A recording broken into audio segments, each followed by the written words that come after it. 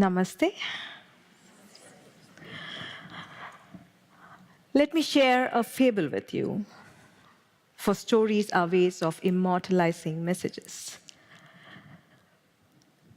Two monks, Yesmi and Nomi, are returning back to the monastery after a day of teaching in the nearby village. They were just about to cross the river when they hear a woman crying. Yesmi walks up to her and asks her what was troubling her. She needed to get back to her toddler, who was living in the village across the river. Since the river had risen that day, she was feeling miserable that she will not be able to go back to her toddler, and her child would cry for her all night. On hearing her, Yesmi volunteers to help her. He carries her across the river and drops her on the other side. And they continue with their walk. About half an hour into the walk, Nomi, in a very agitated tone, speaks up. He says, "Yesmi, do you know what you have done?" Yesmi calmly looks at him. "Our master said, never look at a woman. You spoke to her. Our master said, never speak to a woman. You touched her. Our master said, never touch a woman. You carried her." Yesmi calmly looks at Nomi and says, "Yes, that is true, but I have dropped her half an hour ago. It is you who still carrying her." Let me take you away from the story for a bit, for a tiny experience of meditation. Please close your eyes.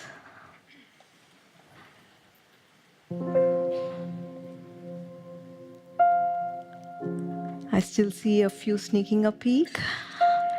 It is safe to close your eyes. Inhale and exhale deep and slow.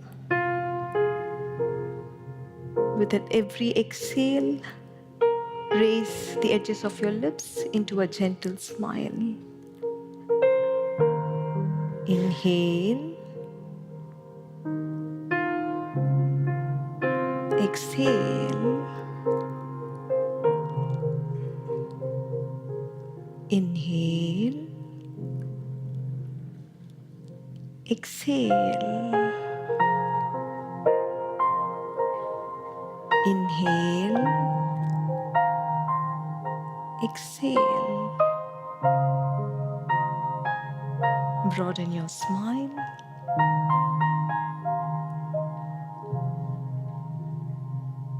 Open your eyes.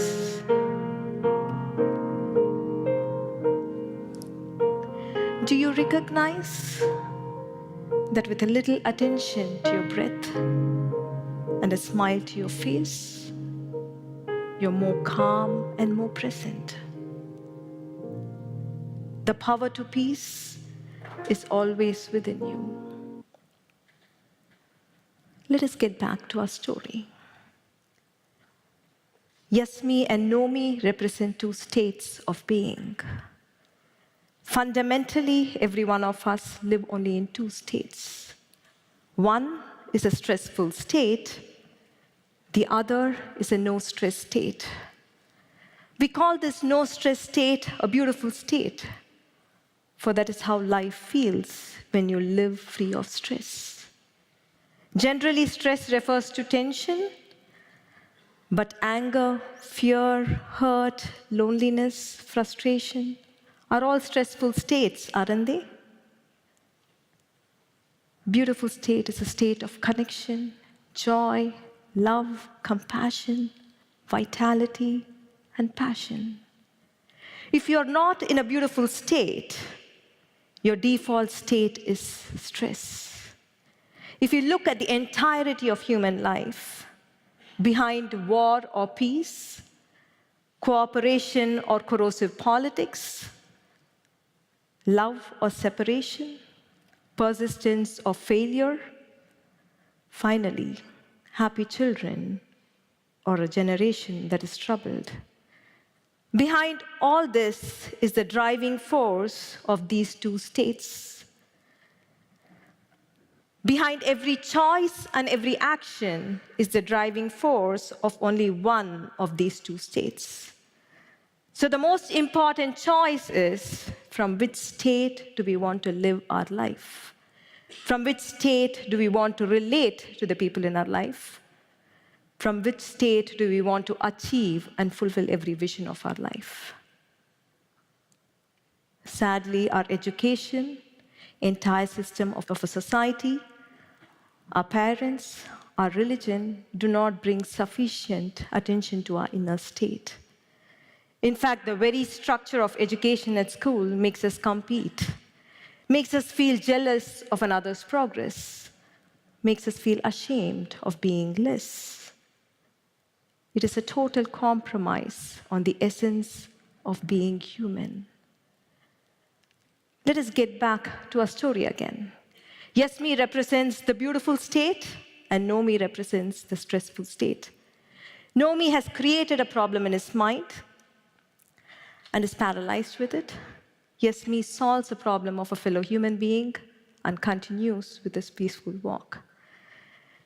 No me is agitated before the event, during the event, and after the event. And his thinking becomes incredibly stupid and complicated because of his inner agitation. Yes, me, while in action, is fully present, and once the action is complete, his departure from the situation too is total. In a beautiful state, there is no compulsive rumination of the past or anxiety over the future. It is a state where you experience inner simplicity and the brilliance of an uncluttered mind.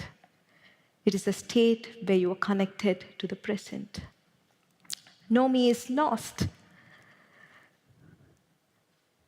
In a stressful state, you're lost. You're disconnected from the others. You might be amidst people, but yet feel lonely. Yes, me is different. He's connected to the lady's plight. He helps her. He understands Nomi's distress and tries to help him out with a wise remark. In a beautiful state, you're powerful enough to help yourself and help others around you. You're outright intelligent, and your actions are decisive and powerful. Let us observe Nomi a little longer. Anger and confusion have mounted over his ideals of duty and virtue.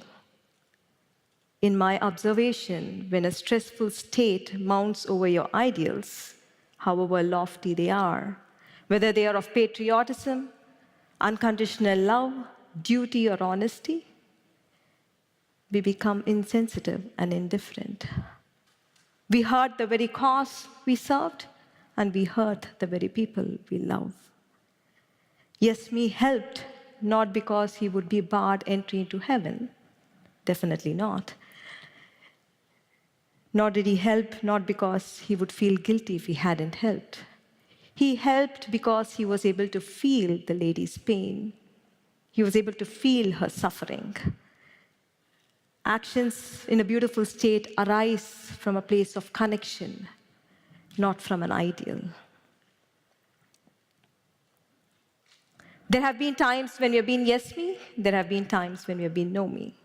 We have lived in stress and disconnection and caused greater confusion in our own lives and lives of people around us.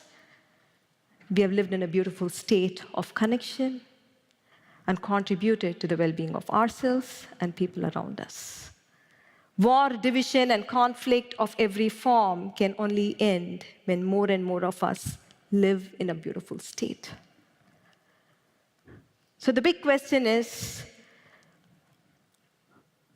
how do we break free of our habitual negative bias of our brain towards stressful state? If pressure is going to be a part of life, how do we live life without being bogged down by stress? How do we address numerous challenges of our life living in a beautiful state? There are 3 well-trodden paths people usually take. 1, we live in stressful states and plummet into hurting inner states. 2, we try to escape stress. We try to achieve a temporary dopamine high. However, when the dopamine plateaus, we are left feeling emotionally dry and empty. 3, we try replacing inconvenient beliefs, stories, and ideas into more convenient ones. The problem, however, is none of these 3 paths have the power to get you off the gravitational pull of suffering or long-term stress. And we succumb back into the vortex of habitual stressful emotions. We need a greater inner power to get us to a beautiful state. And that is the way of inner truth. About 8 years ago, we as a family met with an accident while at Big Bear Lake in California. We emerged safe from the accident. But while in the waters, Krishnaji, my husband, co-founder of O&OAcademy, realized the root cause of all human suffering. He saw what kept suffering alive for days, months, and years after a stressful event was over in anyone's life. Past and present circumstances, other people and their behavior can trigger stress in us, but they do not keep us chained in our unhappiness. While in the waters, he saw the true reason for humanity's suffering. He saw all emotional suffering arising from obsessive, self-centric thinking. It is a total preoccupation with oneself. It is a total, incessant preoccupation with oneself. And it is this preoccupation that separates you from the other. It is this preoccupation that is responsible for war, conflict, and division of every kind that we see in the world today. This truth can be inconvenient for us. But if we can observe our emotional suffering in the light of this insight, then this truth can liberate us. This truth can set us free. In suffering, in unhappiness, in stressful states, you're preoccupied with yourself. We are preoccupied with injustice done to us. We are preoccupied with pleasure that was denied us. We are preoccupied with opportunities that did not come our way. We are preoccupied with love that was withheld from us. It is a total preoccupation with oneself. And in this state, we are not concerned with finding solutions to the problem at hand. For the entire thinking is only me, me, me, me, and me. That is all we think in unhappiness. Let us observe Nomi in the light of this insight. Throughout the story, he's preoccupied. He's preoccupied with his rightness. He's preoccupied with his guilt at having allowed a wrong to happen. He's not concerned about the situation, nor is he concerned about the lady and her son, nor his friend. He's constantly justifying within himself that he was right in ignoring the suffering woman, and that he was great in following the rules. Realizing that all lingering in suffering is a total preoccupation with oneself, it is an obsessive, self-centric thinking, is the most powerful antidote for any form of suffering that could have gripped you.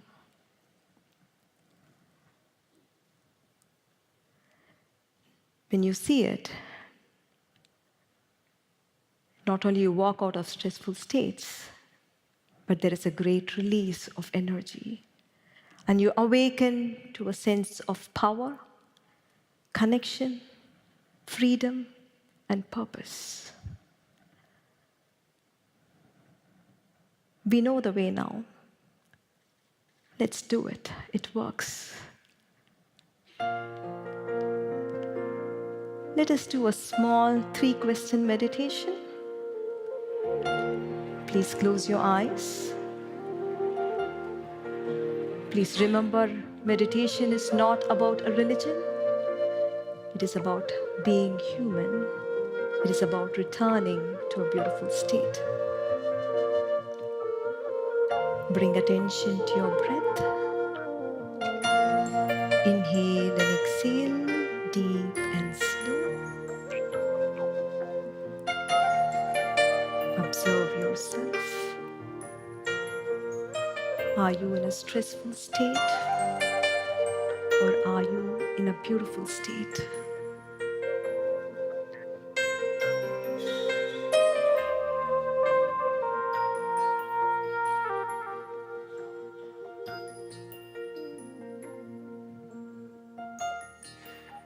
Observe yourself. Are you engaged with your past,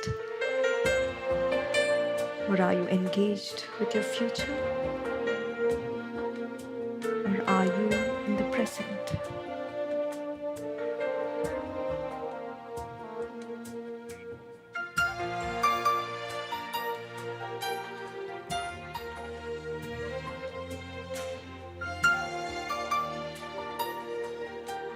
Observe yourself. Are you preoccupied with yourself, or are you in a state of connection?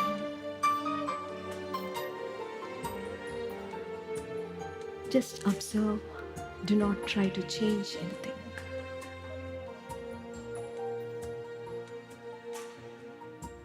Imagine a flame glowing in the middle of your forehead.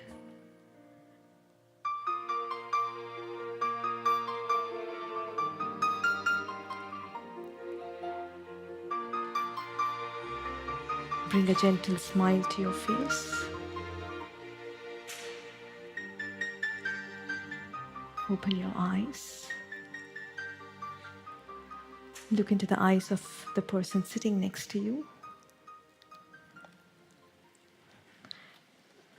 Wish from the bottom of your heart that the other person lives in a beautiful state.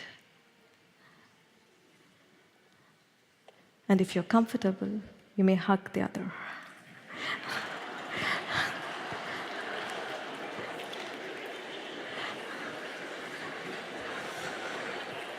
Thank you so much.